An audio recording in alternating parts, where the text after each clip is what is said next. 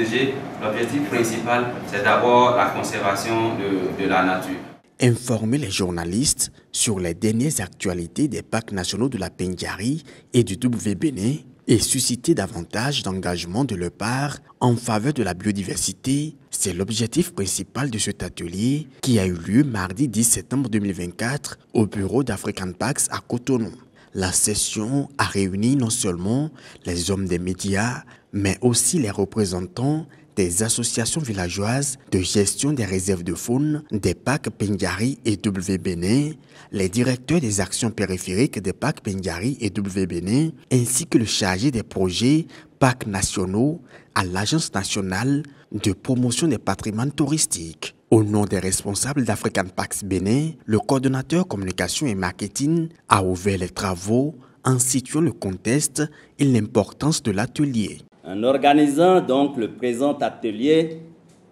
notre objectif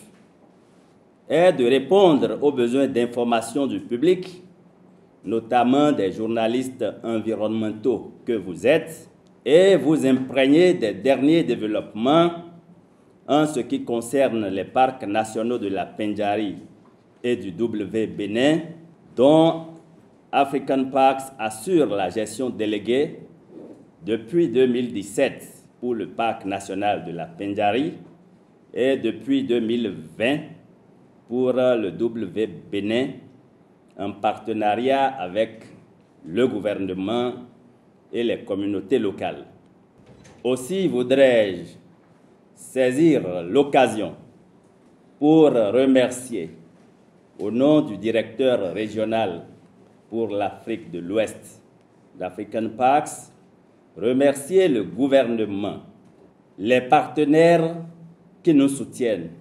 ainsi que les communautés locales qui nous accompagnent dans l'exécution de notre mission de conservation des parcs nationaux de la Pendjari et du WBénin. Inviter les journalistes pour échanger sur les parcs nationaux de la Pendjari et du WBénin dans un contexte sécuritaire particulier au nord du Bénin est une démarche appréciable pour mieux éclairer la lanterne de ces professionnels et renforcer les relations avec African Parks. Merci à African Parks qui organise cette session à l'endroit donc des hommes des médias. J'étais en train de demander au coordonnateur de faire en sorte que ceux qui sont venus ici puissent aller voir ce qui se fait aussi bien dans les parcs nationaux que dans la périphérie.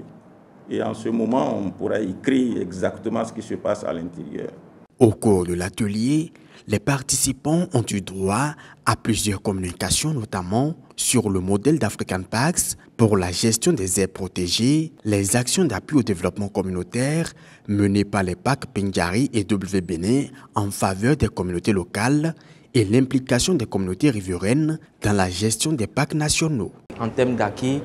et depuis que African Parks a pris la délégation de la gestion du parc national de la Pendjari, il y a eu de grandes avancées au niveau de la conservation de la faune et de son habitat. Et en dehors de cela, il y a également les activités en lien avec le développement communautaire. L'importance de cette communication pour moi, c'est de permettre à ce que les journalistes comprennent que la conservation des ressources naturelles, de la biodiversité, des parcs nationaux, des forêts classées ne peut se faire et réussir sans l'implication des populations autour. Afin d'inciter davantage les journalistes à plus de production sur la conservation de la biodiversité, une communication a été animée sur le thème « Journalisme vert », comment contribuer à l'objectif 30x30 de la diversité biologique. Il faut avouer que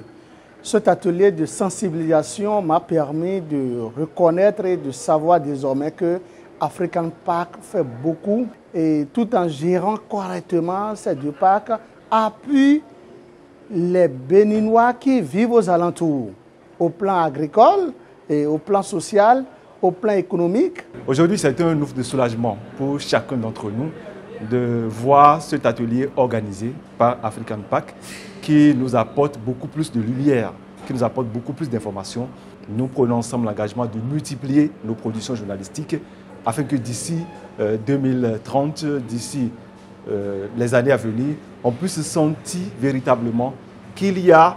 des productions journalistiques qui suscitent l'adhésion des communautés à œuvrer pour une protection de l'environnement de façon durable, mais qui suscitent également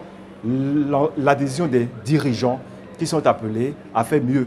pour que notre environnement soit mieux protégé. Cet atelier d'information et de sensibilisation des journalistes sur le modèle d'African Pax pour la gestion des parcs nationaux et la conservation de la biodiversité a permis aux hommes et femmes des médias de mieux comprendre les objectifs et la vision d'African Pax et d'avoir des informations exactes sur la gestion des parcs. Comme le présent atelier tenu à Cotonou, des sessions du genre avaient été également faites à Tangueta et à Kandi avec les journalistes des radios locales, des communes riveraines des parcs nationaux de la Pendiari et du WBénin.